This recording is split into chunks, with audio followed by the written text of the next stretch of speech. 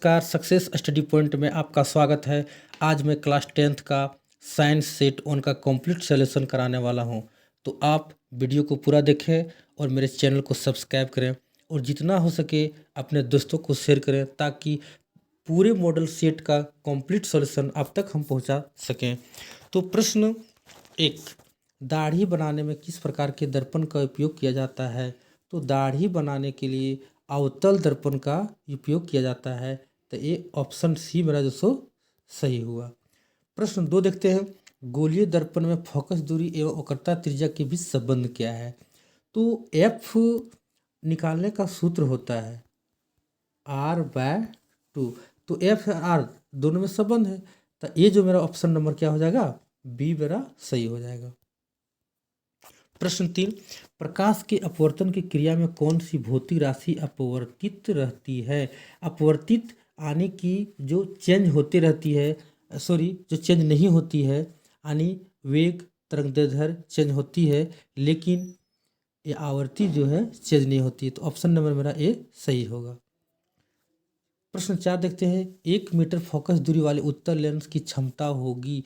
तो उत्तल लेंस पहचानने का तरीका है कि जिसमें माइनस ना हो वह क्या होती है, उत्तल लेंस की क्षमता होती है। लेकिन 1 मीटर दे दिया है यानी 1 डायप्टर मेरा आंसर होगा।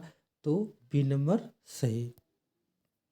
प्रश्न 5, 4D क्षमता वाले अवतल लेंस की फोकस दूरी क्या होगी? अब देखिए इसमें क्षमता दे दिया है यानी P दे दिया है, तो मुझे फोकस दूरी निकालना है। तो हम क्या करेंगे, P बराबर 1/f। ठीक है, अब क्या करते हैं, P का मान दे दिया है 4, तो 1/f। अब f जब हम निकालते हैं तो इसका मान निकलता है 1/4। अब 1/4 को जब भागा देंगे तो 0.25 आता है। लेकिन हमको ध्यान रखना है कि डायप्टर जो होता है वो सेंटीमीटर में होता है, तो ये मीटर में आ गया। अब इसको हम क्या करते हैं, 0.25 को सेंटीमीटर बनाने के लिए 100 से क्या करते हैं, गुना करते हैं। तो मेरा आ जाता है कितना, 25 सेंटीमीटर। ऑप्शन नंबर बी मेरा सही होगा। प्रश्न 6 देखते हैं, वाहन के अग्रदीपों में किस दर्पण का उपयोग किया जाता है? तो वाहन के अग्रदीपों में जो है वो अवतल दर्पण का उपयोग किया जाता है। मानव नेत्र के जिस भाग पर किसी वस्तु का प्रतिबिंब बनता वह है। तो हम अच्छी प्रकार जान रहे हैं कि नेत्र में जो प्रतिबिंब बनता है वह दृष्टि पटल पर बनता है, यानी कि ऑप्शन डी मेरा सही होगा। समय नेत्र का दूर बिंदु क्या है? देखिए निकटतम बिंदु अगर पूछा जाए तो 25 सेंटीमीटर होगा, लेकिन दूर बिंदु कह रहा है तो ये क्या होगा, डी। तो डी मेरा जो सो ऑप्शन सही है।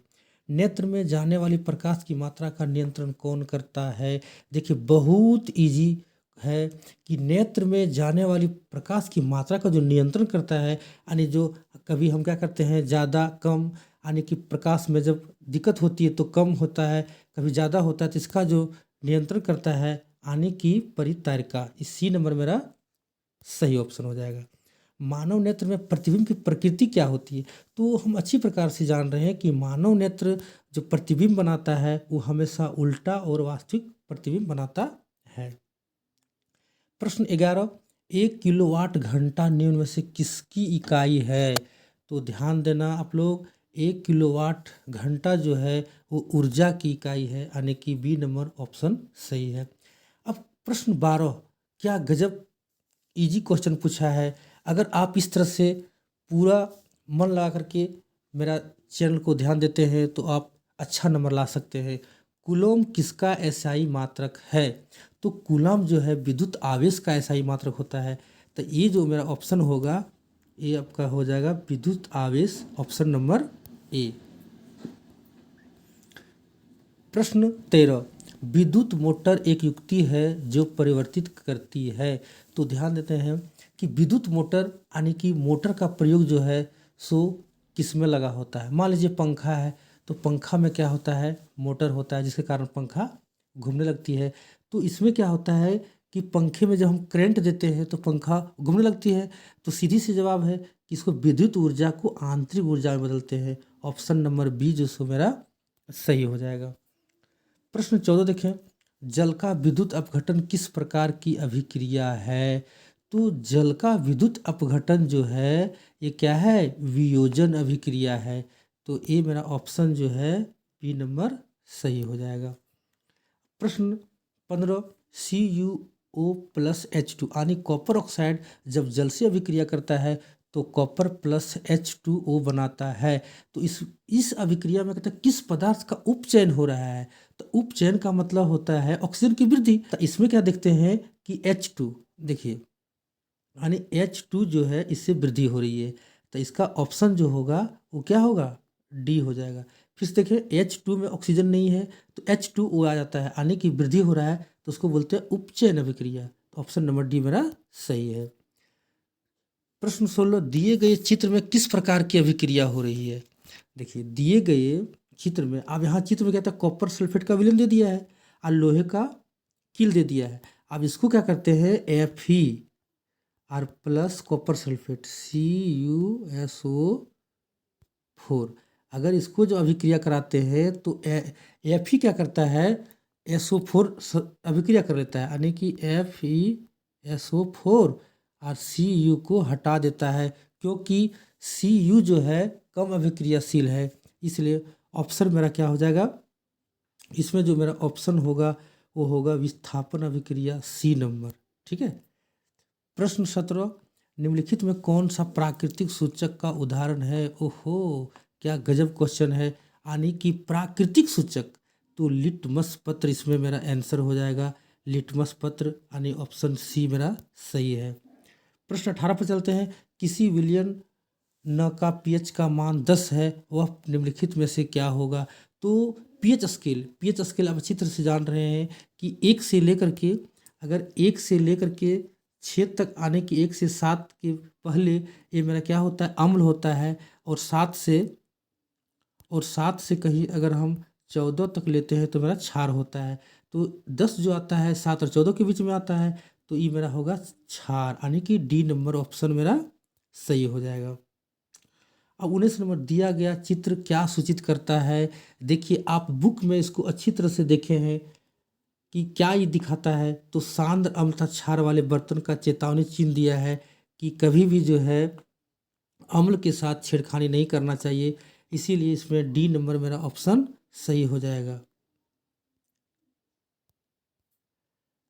प्रश्न 20 इमली में कौन सा अम्ल होता है? तो इमली में जो है वो टार्ट्रिक अम्ल होता है, ये ऑप्शन नंबर बी मेरा सही है।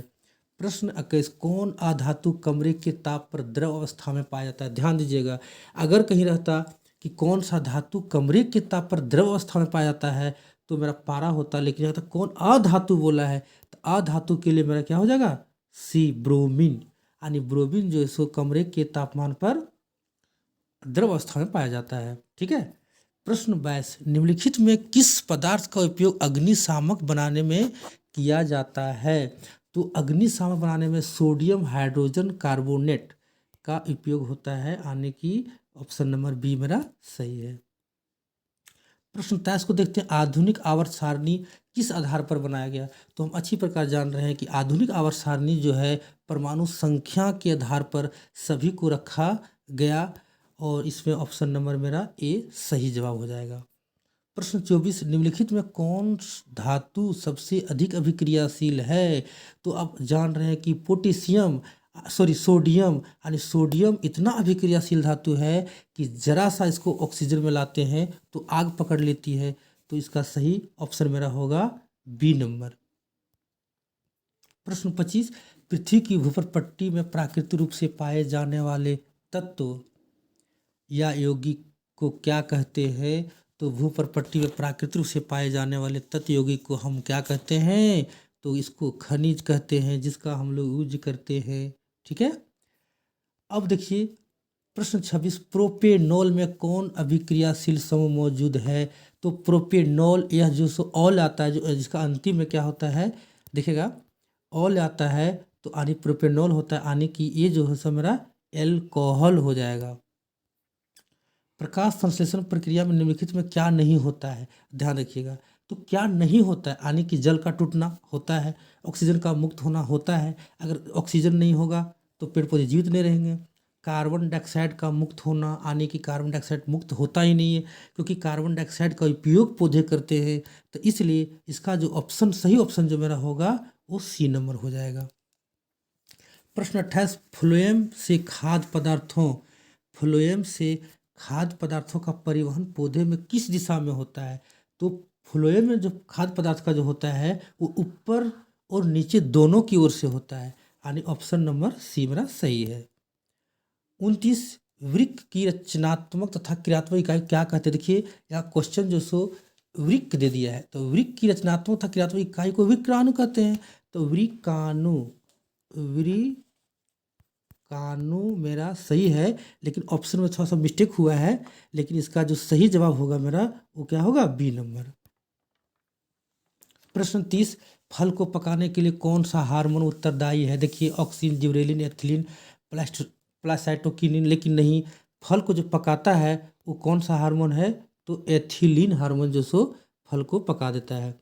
एस्ट्रोजन प्रभावित होता है, देखिए टेस्टोस्टेरोन और एस्ट्रोजन। तो टेस्टोस्टेरोन जो होता है वो पुरुष हार्मोन है, लेकिन एस्ट्रोजन होता है वो क्या है? स्त्री हार्मोन है। तो यहाँ स्त्री हार्मोन में क्या हो जाएगा? अंडाशय। आप बायोलॉजी में अच्छी तरह पढ़ चुके हैं, तो अंडाशय इसका सही जवाब हो जाएगा। ठीक है, देखिए जितना हो सके मेरा चैनल को आप सब्सक्राइब करें और शेयर करना ना भूलें। एक से एक जितने भी मॉडल सेट है आपका बहुत अच्छी प्रकार से हम सॉल्यूशन उसका करेंगे। नर युग्मक और मादा युग्मक के संलयन को क्या कहते हैं? तो आप अच्छी प्रकार जान रहे हैं कि नर युग्मक और मादा युग्मक, जब नर और मादा का दोनों का जब संलयन होता है तो उसे निषेचन कहते हैं, यानी बी नंबर मेरा सही जवाब है। ठीक है, अब दिए गए चित्र में कौन सा जनन हो रहा है? देखिए तो इसमें क्या हो रहा है? मुकुलन हो रहा है। ये देखिए ये जो है ये मुकुलन हो रहा है, यानी कि ए नंबर मेरा सही जवाब है, ऑप्शन। प्रश्न 34, पक्षी और चमगादड़ के पंख हैं। तो पक्षी और चमगादड़ के पंख समजात नहीं है, ये क्या हो जाएंगे? असंजात, यानी कि ऑप्शन नंबर मेरा डी सही हो जाएगा। अब प्रश्न 35 देखते हैं, मेडल अपने प्रयोग के लिए किस पौधे को चुना था? तो अच्छी प्रकार जान रहे थे कि मेडल जब आनुवंशिकता यानी पाठ आनुवंशिकता में आप देखे हैं कि मेडल ने जब प्रयोग कर रहा था तो उसमें मटर का पौधा को उचित लगा, यानी इसी को चुना था। ऑप्शन नंबर सी मेरा सही है। प्रश्न 36, निम्नलिखित में कौन उत्पादक है? देखिए सांप, मेढक, ग्रास होपर उत्पादक नहीं, उत्पादक करता यानी जो दूसरे पर, यानी कि जो लोग मतलब क्या करते हैं उसको उपयोग में करते हैं, यानी कि घास। तो घास जो सो मेरा क्या हो जाएगा? सही हो जाएगा। 37, किसी आहार श्रृंखला में शाकाहारी का निर्माण होता है। प्रथम पोषी स्तर में, देखिए प्रथम पोषी स्तर में जो क्या होता है? शाकाहारी का निर्माण होता है। मनुष्य तो होगा नहीं, क्योंकि मांसाहारी भी कर सकते हैं उसको, सर्वाहारी भी कर सकते हैं। तो इसीलिए प्रथम पोषी स्तर, यानी कि ए नंबर मेरा हो जाएगा शाकाहारी, ऑप्शन। क्वेश्चन 38, ओजोन परत के अपक्षय के लिए जिम्मेदार है। तो हम जान रहे हैं क्लोरोफ्लोरोकार्बन, यानी कि CFC जो सो हमारे लिए क्या है? जिम्मेदार है। अगर ओजोन परत हम जान रहे हैं कि अभी ओजोन परत में छेद हो चुका है, तो इसीलिए क्लोरोफ्लोरो जो सो हमारे लिए क्या है? जिम्मेदार है। तो ये जो है ऑप्शन नंबर बी मेरा सही हो जाएगा, ऑप्शन नंबर बी।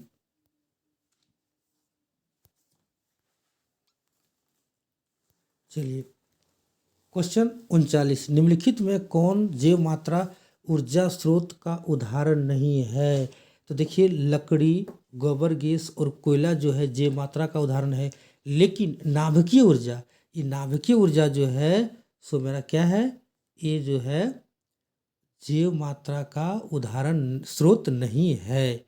अब लास्ट क्वेश्चन चलते हैं 40, पवन ऊर्जा उत्पादन के लिए पवन की चाल न्यूनतम कितनी होनी चाहिए? तो ये आप ध्यान रखिएगा कि पवन ऊर्जा उत्पादन के लिए पवन की चाल जो होती है वह 15 किलोमीटर प्रति घंटा होना चाहिए। तो आप कमेंट करके मुझे बताएंगे कि किस प्रकार से मेरा वीडियो लगा, और जितना हो सके आप मेरे चैनल को सब्सक्राइब करें और शेयर करने का प्रयास करें। तो बस मिलते हैं फिर अगले मॉडल सेट पर। धन्यवाद, जय हिंद।